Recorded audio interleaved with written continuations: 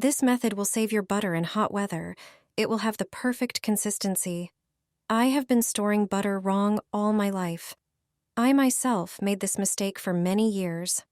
However, some time ago, my grandmother told me that the kind of butter maker she has in her house has a hidden function.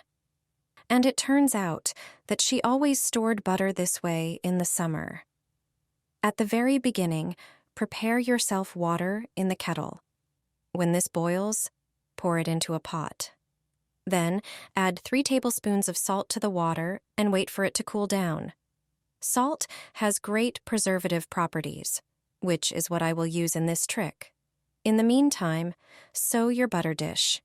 If you don't have one like me, you can take a regular breakfast box. Now there is only one step left. Pour boiled water with salt over the butter. This method will limit the access of air and stop the growth of bacteria and the spoilage process. Thanks to my grandmother's method, you don't have to worry that the butter will stop tasting like it did before or will melt. The water we pour over our butter will not affect it. This trick is brilliant, and I use it all year round. And my butter is of perfect consistency.